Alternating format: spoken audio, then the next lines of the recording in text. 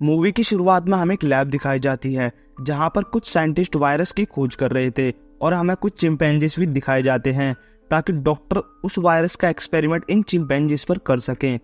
फिर वो लोग उस वायरस को चिंपैंजीज में इंजेक्ट कर देते हैं। फिर वो लोग देखते हैं कि उस वायरस को इंजेक्ट करने के बाद चिंपैंजीज काफी ज्यादा अग्रेसिव हो गए हैं। इसी दौरान वहां पर कुछ लोग भी आ जाते हैं जो कि एनिमल की ऑर्गेनाइजेशन से थे, क्योंकि इन लोगों को किसी तरह पता लग जाता है कि इस लैब में एनिमल्स पर एक्सपेरिमेंट करा जा रहा है और ये लोग उन एनिमल्स को ऐसी जगहों से फ्री कर कर उन्हें छोड़ देते थे, क्योंकि हर एक देश में चाहे जानवर हो या इंसान उसको अपनी जिंदगी जीने का अधिकार होता है। फिर जैसे ही वो लोग चिंपैंजीज को उस केस से फ्री करने जा रहे थे तभी वो डॉक्टर उनको ऐसा करने से मना कर देता है और डॉक्टर ये भी बोलता है कि पता नहीं इन चिंपैंजीज में कौन सी डिसीज है और हमने इनमें एक वायरस भी इंजेक्ट करा है और अगर आप इनको फ्री करते हो तो ये और भी ज्यादा खतरनाक हो सकता है। मगर वो डॉक्टर की एक भी नहीं सुनते और जैसे ही वो लोग केज का लॉक खोलते हैं चिंपैंजी सामने खड़ी लड़की को काट लेता है। थोड़ी देर में वो लड़की अजीब सा बिहेव करने लगती है और उसके मुंह से खून भी आने लगा था और वो खून सामने खड़े उसके कलीग पर भी चला जाता है और वो भी अननोन वायरस से इन्फेक्टेड हो जाता है। इस वायरस का असर चिंपैंजीज के मुकाबले इंसान पर ज्यादा हो रहा था,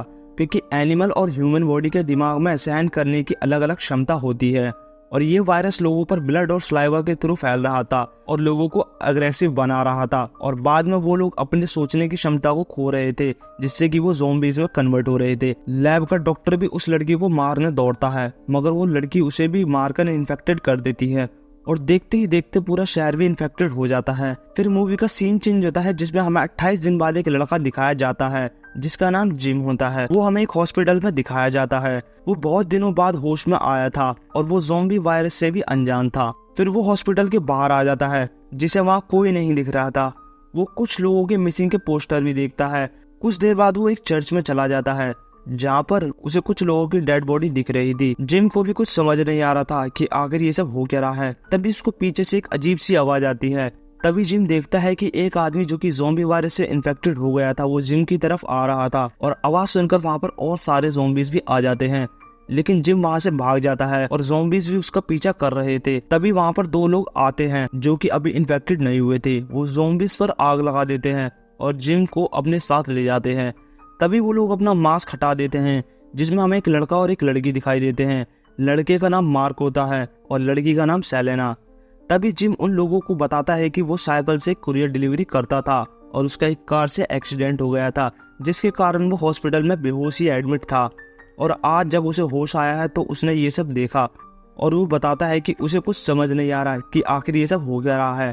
तभी जिम और सेलेना उसको बताते हैं कि ये सब एक वायरस की वजह से हुआ है जिसकी वजह से पूरा शहर डिस्ट्रॉय हो गया है और जिसे रोकने में गवर्नमेंट और आर्मी दोनों ही नाकाम रही। और मार्क ये भी बताता है कि इतने दिनों में एक तुम ही हमें जिंदा आदमी मिले हो, बाकी सब ज़ॉम्बी बन चुके हैं। तभी सुबह होते ही जिम अपनी फैमिली को देखने अपने घर जाता है। तभी जिम देखता है कि उसकी मदर एंड फादर ने सुसाइड कर लिया है और उनके हाथ में एक जिम की फोटो भी थी।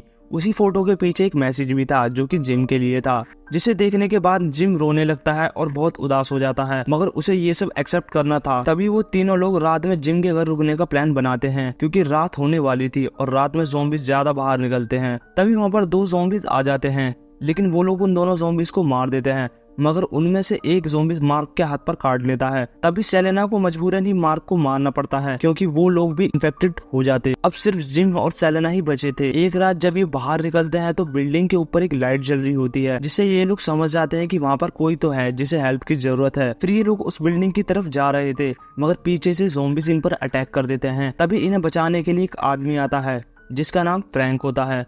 वो इन दोनों को अपने घर ले जाता है और फ्रैंक भी ज़ॉम्बीज से बचकर अपनी बेटी हना के साथ अपने घर में छुपा हुआ था। फ्रैंक सेलेना और जिम को भी अपने साथ रख लेता है और फ्रैंक ये भी बताता है कि कुछ दिनों से इसके रेडियो में कुछ ऑडियो टेलीकास्ट हो रहा है जिसमें बताया जाता है कि ज़ॉम्बीज वायरस का इलाज मुमकिन है और लोगों को ठीक भी किया जा रहा है। उस जगह का एड्रेस भी ऑडियो टेलीकास्ट में बताया जाता है, लेकिन सेलेना को इस ऑडियो टेलीकास्ट पर बिल्कुल भी भरोसा नहीं होता। बट इनके पास भी कोई और ऑप्शन नहीं था तो ये लोग ऑडियो टेलीकास्ट में बताए गए एड्रेस के लिए निकल जाते हैं, लेकिन रास्ते में उनकी गाड़ी का एक टायर भी पंक्चर हो जाता है। तभी वो सब लोग उस गाड़ी से उतर जाते हैं, मगर उनके पास बहुत सारे ज़ॉम्बीज भी आ रहे थे। वो लोग जल्दी से अपनी गाड़ी का टायर चेंज करते हैं और वहाँ से जल्दी से निकल लेते हैं। तभी वो लोग बताए हुए एड्रेस पे पहुंच जाते हैं, मगर वहाँ पर कोई नहीं होता। तभी फ्रैंक वहाँ पर एक कौवे को देखता है जो कि ऊपर की तरफ एक ज़ॉम्बीज को नोच कर खा रहा था। तभी एक खून की बूंद फ्रैंक की आंख में चली जाती है जिससे वो भी इन्फेक्टेड हो जाता है। जिम उसे मारने ही वाला था, इतने में ही आर्मी का सोल्जर आके उसे शूट कर देता है। वो सोल्जर इन तीनों को अपनी वैन में बैठाकर अपने साथ ले जाता है, जहाँ इनकी मुलाकात मेजर हेनरी से होती है और मेजर हेनरी इनको यकीन दिलाता है कि अब ये लोग बिल्कुल सेफ हैं। हेनरी ये भी बताता है कि यहाँ पर ज़ॉम्बीज नहीं आ सकते और अगर आ भी जाते हैं तो यहाँ पर एक सायरन बजने लगेगा, जिसकी वजह से इन्हें ज़ॉम्बीज के बारे में पता लग जाएगा और ये उसे शूट भी कर देंगे। तभी हेनरी जिम को अपने साथ का एक सोल्जर्स भी दिखाता है जो कि ज़ॉम्बीज बन चुका था। हेनरी ने उसको इसलिए बांध रखा था ताकि वो देख सके कि ज़ॉम्बीज बिना खाए कितने दिन जिंदा रह सकते हैं।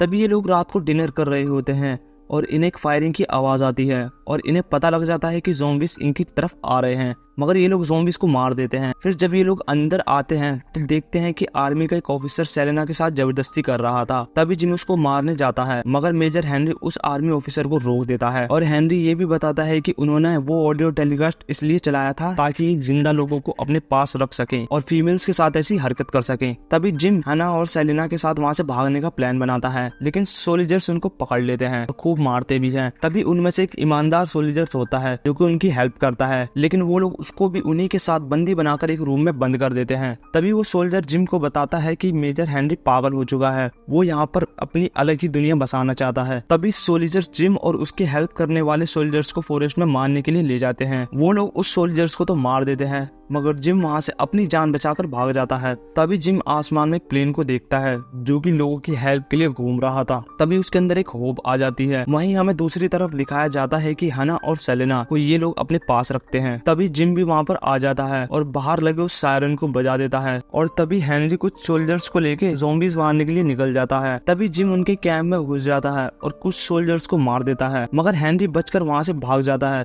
जिम उसका पीछा करता है और वहाँ जाकर उस इन्फेक्टेड सोल्जर्स को खोल देता है जिसको हेनरी ने बांधा हुआ था। तभी वो सोल्जर्स बाकी सारे सोल्जर्स को भी इन्फेक्टेड कर देता है। अब हना और सेलेना के पास कोई नहीं था, वो लोग अकेले थे, मगर एक आर्मी ऑफिसर उनको पकड़ लेता है। तभी वहाँ पर जिम आकर उसे मार देता है, लेकिन सेलेना को लगता है कि जिम भी अब ज़ॉम्बी वायरस से इन्फेक्टेड हो गया था, मगर जिम उसको पसंद करने लगा था। मगर सेलेना उसके सर में एक बोतल मार देती है। वो सोचती है कि जिम उसे काटने जा रहा था।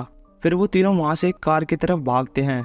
जैसे ही हना उस कार का गेट ओपन करती है तो वो देखती है कि मेजर हेनरी उस कार में पहले से ही छुपकर बैठा हुआ था और हेनरी गुस्से में जिम को शूट कर देता है क्योंकि उसकी वजह से उसके सारे ऑफिसर मारे गए थे, मगर जिम मरा नहीं था। तभी हना हेनरी को पीछे से आ रहे इन्फेक्टेड सोल्जर्स के पास ले जाती है और वो सोल्जर्स कार का गिलास तोड़कर हेनरी को अपने साथ ले जाता है और हेनरी को भी मार देता है और वो तीनों वहाँ से भाग जाते हैं। सेलेना जिम का इलाज भी करती है जिससे कि जिम को होश भी आ जाता है। फिर उन लोगों को एक प्लेन की आवाज आती है। वो लोग कुछ कपड़े से हेल्प के लिए एक साइन बनाते हैं और उन्हें वहाँ से बचा लिया जाता है और ये सब अब बहुत खुश भी थे और यहीं पर इस मूवी का एंड हो जाता है।